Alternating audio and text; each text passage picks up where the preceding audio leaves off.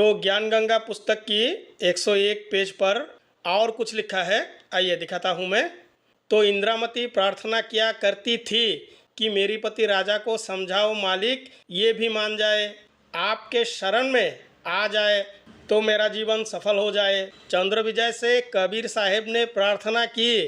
भाई उनका जो कबीर परमात्मा है ना, उन्होंने राजा चंद्र विजय से प्रार्थना किया कि चंद्र विजय आप भी मान लो, ये 2 दिन का राज्य और ठाठ है, फिर 84 लाख योनियों में प्राणी चला जाएगा। चंद्र विजय ने कहा कि भगवान मैं तो नाम लूँ नहीं और आपकी शिष्या को मना करूँ नहीं, बाहे 4 खजाने को ही दान करे, चाहे किसी प्रकार का सत्संग करवाए, मैं मना नहीं करूँगा। कबीर साहब करुणामय जी ने पूछा नाम क्यों नहीं लोगे? कबीर साहब ने पूछा भाई राजा से कि नाम क्यों नहीं लोगे तुम? चंद्र विजय राजा ने कहा मैंने तो बड़े बड़े राजाओं के पार्टी में जाना पड़ता है। करुणामय जी कबीर साहब ने कहा कि पार्टियों में जाने में मना क्या, बाधा क्या करेगा? सभा में जाओ, वहाँ काजू खाओ, दूध पियो, शरबत सूप पी लो। तो मतलब शरबत भी पीने के लिए कहा और सूप भी पीने के लिए कहा, परंतु सूप कैसे बनाया जाता है ये कबीर परमात्मा को पता नहीं था। भाई हम लोग तो जानते हैं सूप बनते हैं चिकन से और ऐसे बहुत से मांस मच्छी से सूप बनाया जाता है। तो यहाँ कबीर परमात्मा ने राजा चंद्र विजय से प्रार्थना किया और कहा कि पार्टी में जाओ, काजू खाओ, किशमिश खाओ, शरबत P low, soup P low, शराब मत प्रयोग करो। मतलब मदिरा पान करना नहीं है, आपको सूप पीना है, आप सूप पी सकते हो, आप काजू भी खा सकते हो। ये है तत्व ज्ञान झूठा गुरु का। शराब पीना महापाप है। भाई ये ज्ञान दिया कि शराब पीना महापाप है, शराब मत पियो। आगे और लिखा है, थोड़ा सा दिखाता हूँ।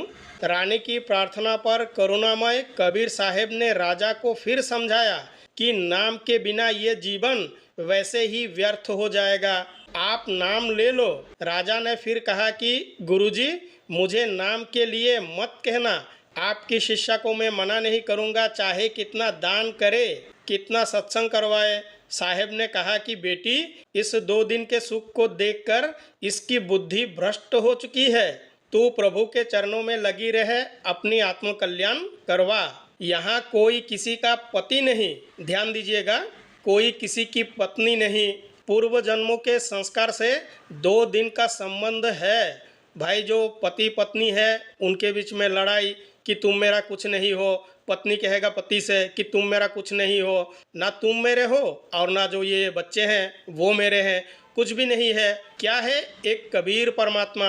अपना कर्म कर बेटी, अब इंद्रामती 80 वर्ष की बुढ़िया हो गई है, कहाँ 40 साल की उम्र में मर जाना था। जब शरीर भी हिलने लगा तब करुणामय साहेब बोले अब बोल इंद्रामती क्या चाहती है? चलना चाहती है सतलोक? तो रानी इंद्रामती को सतलोक ले जाने के लिए कबीर परमात्मा ने कहा क्या चलना चाहती है? इंद्रामती ने कहा कि परमेश्वर मैं तैयार हूँ, बिल्कुल तैयार हूँ। दाता करुणामय साहेब ने कहा कि तेरे पोते या पोती में कोई ममता तो नहीं है? रानी ने कहा बिल्कुल नहीं परमेश्वर। तो देखिए भाई जो संसार के जितने भी संबंध है ना वो सारे झूठ है, बस एक कबीर परमात्मा ही सही है। तो आप लोग खुद विचार कीजिए, क्या ये संत हो सकता है? क्या ये आध्यात्मिक ज्ञान हो सकता है? क्या ये तत्व ज्ञान है? तो बंधुओं ये था ज्ञान गंगा पुस्तक की आध्यात्मिक ज्ञान और तत्व ज्ञान। क्या ये झूठा गुरु नाम दीक्षा या संत होने के लायक है? जिस व्यक्ति ने ब्रह्मा विष्णु महेश के बारे में इतना बुरा लिखा, क्या वो संत हो सकता है? परंतु इस व्यक्ति ने कभी भी कुरान और बाइबल का निंदा नहीं किया।